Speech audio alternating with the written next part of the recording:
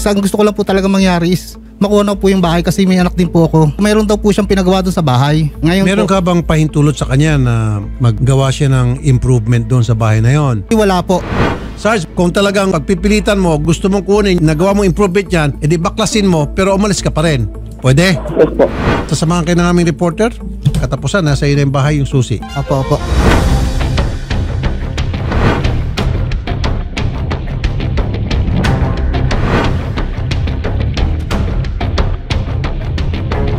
Sir, ano po bang balita po sa inyo ni Sir Agoot? Nag-reach out po ba siya sa inyo after the airing? Wala po, hindi naman po siya tumawag or ano. Ngayon balitaan ko na lang din po sa kapitbahay na unti-unti na po siyang umaalis yung gamit niya po. So sir, paano po ba nagsimula na itong si Sir Agoot ay nangupahan po sa inyong bahay at nasabi nyo na hindi na nga po siya umalis? Totally po, nag-umpisa po ito sa asawa ko. Siya po ang nakausap niya na iparent yung bahay.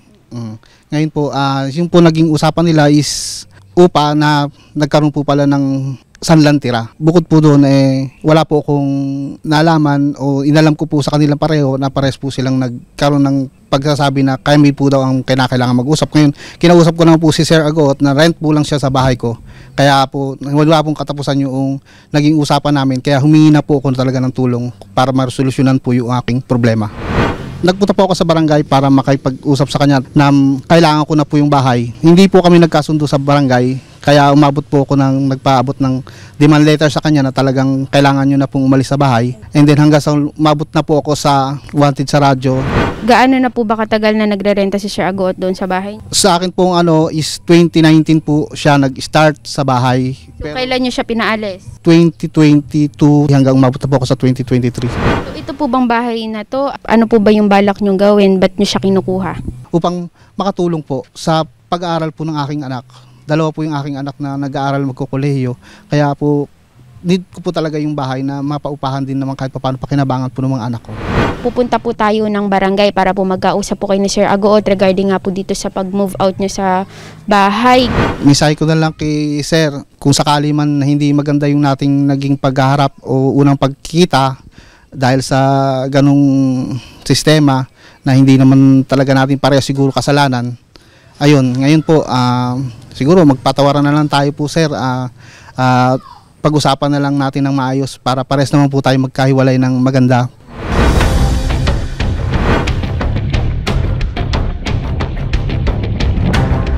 So, bago muna ang lahat, so ano po ba yung panig po ninyo para po mapakinggan din ni Sir Patricio? Yun lang sa akin, sana, yung sinabi niya kay Sir Rapi po, hindi po down yun ng upa ng bahay. Yun po ay utang sa akin ng lehitimong asawa niya, nakasal ha. Ngayon, nung hindi na makabayad yung asawa niya, yun, inoffer niya yung bahay nila. Siguro conjugal yun, siyempre kasal sila nung na-acquire yung bahay na yun. Kaya inoffer niya sa akin. Sabi ko, hindi naman pwedeng tirhan yung bahay. Ni walang tubig, ni walang kuryente. Diba? Sabi ko nga kay Sir Rapi noon, bagsak po yung bubong ng bahay at inaanay na po siya. Kaya hindi po down yung naibigay ko kay misis niya na 30,000. Hindi po down yun. Utang po sa akin ng asawa niya.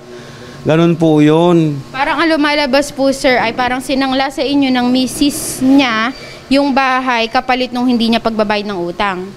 Parang ganun na po. Para may, sabi ko, para may panghawakan naman ako na siguradong hindi tatakbo sa akin ito, then nag-usap kami na para pwedeng tirhan yan, ipagawa natin, kako. Pero wala pong alam ni Sir Patrick noon.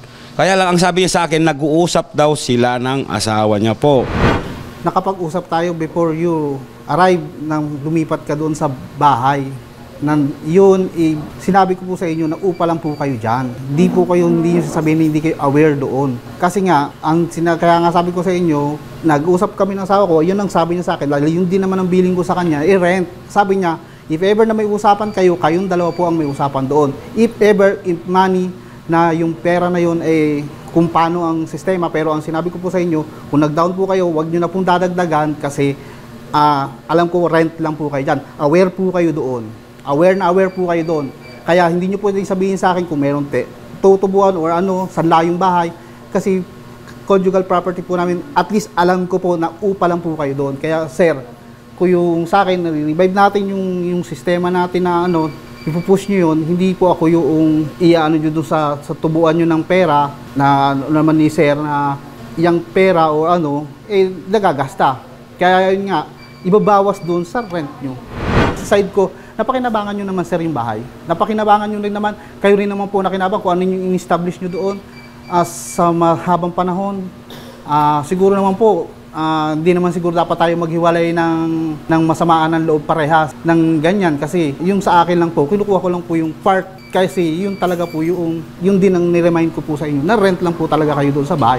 Hindi po kita sinisingil, sir. Gusto ko lang yung asawa nyo na ilutang yan para maayos ng husto to. Di ba?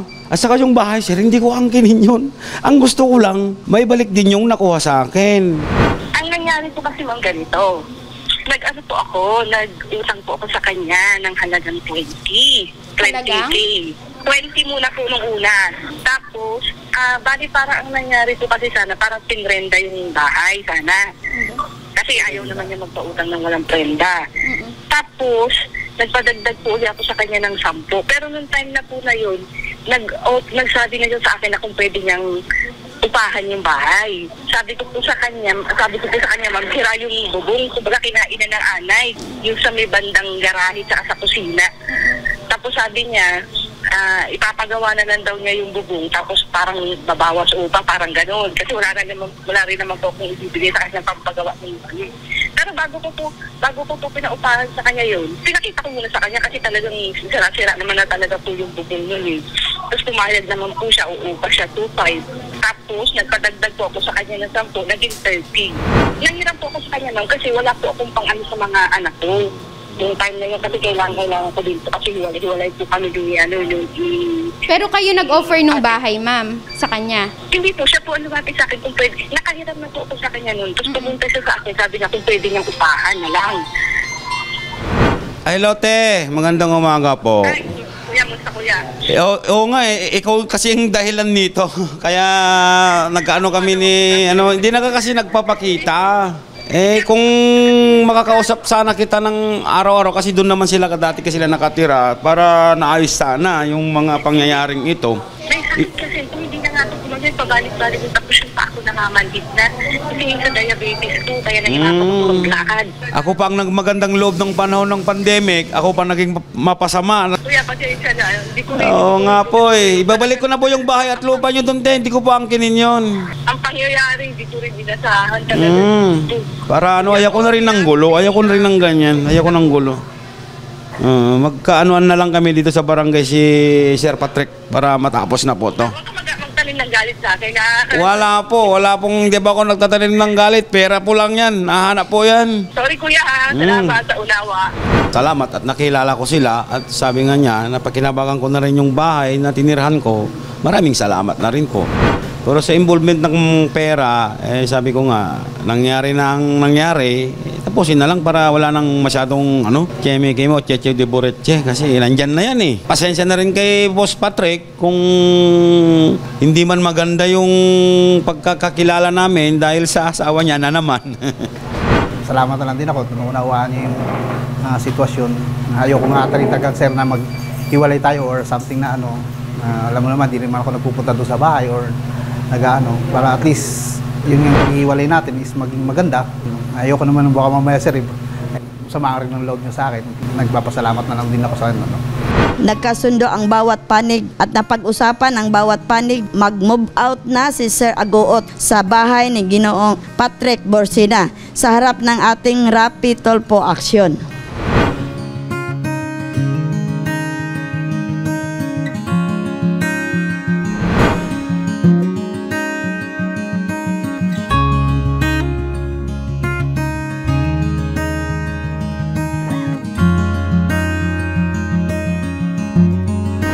So sir, ito po yung bahay po na sinasabi po natin. Yes po. Yes po. So ang pansin po namin sir na parang medyo wala na po kayong mga gamit. So kailan po tayo nagsimulang mag-alis po dito? Nung after ng 2 days, after nung nag-usap kami sa mga 20, sa Tulfos, mga 23, 24 ganun. Ngayon po, lilisanin niyo po ito. So, ano pong pakiramdam? Siyempre, wala tayong magawa. Pakiramdam na lang para meron ding kalungkutan, meron ding konting saya. Kasi at least natirahan ko na nga to sa bahay ni Boss Patrick. At least yung problema na at least na overcome. So, nabanggit niyo po na may mga inayos po kayo dito, sir. So, ano po bang mga parte? Mga ganyan, bumagsak dati yan. Saka dito sa kusina niya. Walang mga kwan dati dito. Oo, bumagsak yan. Tignan mo naman, daming mga anay. Yung naanay ng mga yan. Inisprayan ko na lang ng sulignum yan. Saka dito sa likod, ito, bumagsak dito. Pinalitan ko ng mga kahoy. Tapos para hindi mainit, nilagyan ko na rin ng kisame. Nabanggit nyo rin po na wala rin tong kuryente at tubig before. Yes po, wala po dati to. So, bali yung nakabit po natin ng kuryente at tubig, hindi na po tatanggalin. Kung gugustuhin ni Boss Patrick, pare-connect ko na doon, ayaw mo na yung metro na lang ang ipapa, So, bali June 30 ay talagang clear na po itong lugar na to. Yes po. Kaya inimpisahan ko na po para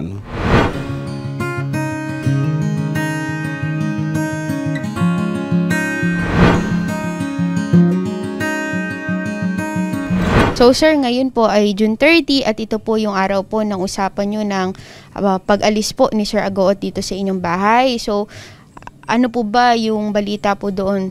Nakaalis na po siya dito sa bahay. Ngayon, nalinis na po yung area. Ngayon po, wala na po siya dito. Okay, sa naman po sa aking okay naman po lahat. Good si Sir nung naiwan po mga gamit. Wala po tayong binayaran at hindi rin po siya nagbayad sa inyo? Wala na pong insist na money or involved doon po sa lahatan po na Regarding naman po dito sa mga pinarenovate niya, wala na rin siyang binaklas? Opo, wala naman po siyang binaklas. Regarding din lang po sa mga gamit niya, yun, kinuha na lang din po niya. Ibigay na rin po sa akin yung susi ng bahay. Ayun, okay naman po.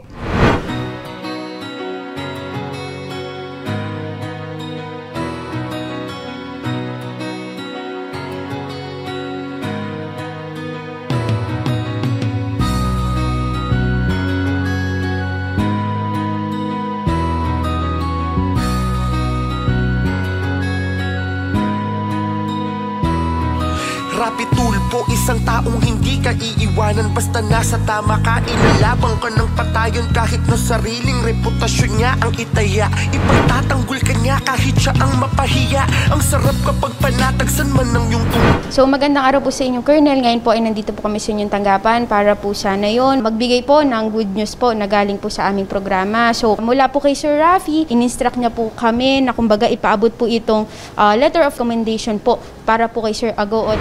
Kay Sir Rafi, maraming salamat. Medyo kakaiba lang po kasi usually pag pulis pinapatawag may reklamo, pero ito binibigyan kami ng commendation ni Sir Rafi. So as commanding officer ni Sergeant Agoot, at kilala ko po naman siya, matagal ko na siyang nakasama sa police station for Novaliches, napakabuti po talaga niyang tao. At salamat at na-recognize ni Sir Rafi yung kabutiang loob ni Sergeant Agoot at sa complainant din, at pareho sila nag-ayos sa barangay at hindi na po lumala at nasolusyonan po natin ng mapayapa dahil sa tamang pag-uusap. Yun lang po, maraming salamat po Sir Rafi.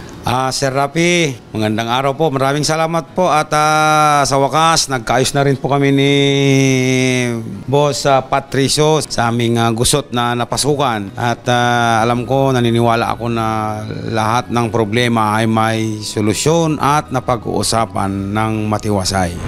Idol, maraming salamat po sa tulong at napag-ayos po nga po namin ni Sir Agoot yung aming gusot na napasukan.